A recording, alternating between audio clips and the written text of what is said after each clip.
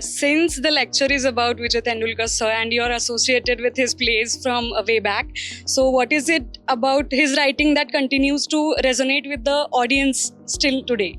So, when Mr. Jabbar Patel called me, I'm not joking. I literally, my wife said, "Why did you stand up?" I said, "Yes, sir. मैं आ जाऊंगा. कुछ भी करेंगे. I will be there." It is not just about one person.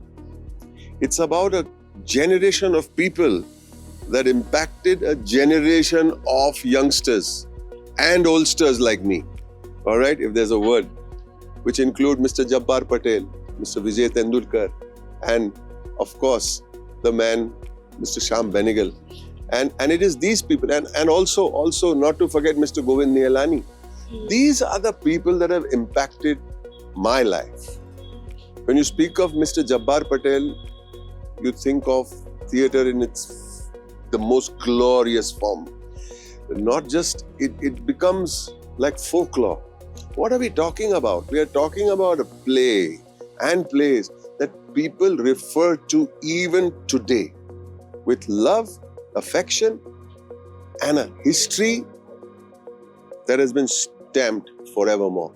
So these are the people, including the cinema of Mr. Shyam Benegal, Mr. Govind Nihalani. Mr. Govind Nihalani, in fact, when I directed my film, which has been released, I don't know if you all have seen it. If you all have not, I'm very upset with all of you, but it's okay. But it's a film called The Mehta Boys. On the day of the shooting, Mr. Govind Nihalani has his office just above my studio, the studio where we were shooting. And he came with a cake and a bouquet of flowers and said, "Make a wonderful movie. I'm with you." These are the people who have redefined cinema, writing, and theatre. What more can I ask for? अच्छा बोला ना? अच्छा बोला ना? बस खत्म हो गया, चलो। और भी पूछना? चलो। मैं समझा एक आंसर में सब कुछ लिपट लिया मैंने। Hello, sir. So, with Mehta Boys being your Have you watched directional it? debut, it's on my watch list. It's on my watch list. इससे कमजोर जवाब मैंने लाइफ में नहीं सुना. It's on my watch list. I will watch for sure today. Pakka. Since she's asking one Mehta Boy, क्या confidence है ये लड़की में? What was the most What was the most unexpected challenge when you faced while transitioning from an actor to the director's chair? So I will not talk about the director's chair. The challenge was the writing, which took me ages. And to understand that if I have to become a director, and that will be the conversation that I'll be having today, if I have to become a director, even if I don't write, which I did eventually, I should understand writing. Because if you don't understand writing, then you're on the set and you're trying to invent something on the spot. But if you figure out your writing, you figure out your structure, you figure out the structure of each scene, that each scene should be like a piece in itself. So I had to learn writing from scratch. I did all kinds of workshops and then got myself a guru, a teacher who kind of mentored me right through the process. So the challenge was writing, even as a director, even as an actor. That once I understood the writing well, my performance will always become better because I know what the film is actually saying.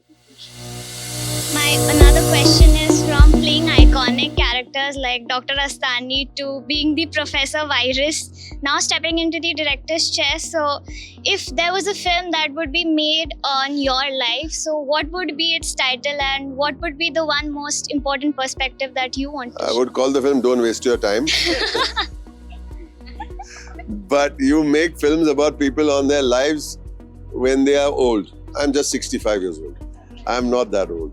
So so I'm not thinking about that because in my mind, in my heart, because everything I did came at a different time frame from others.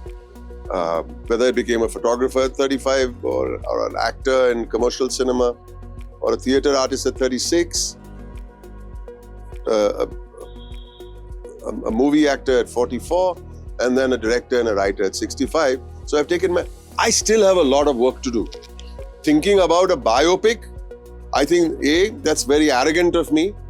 And two, there's lots more to come.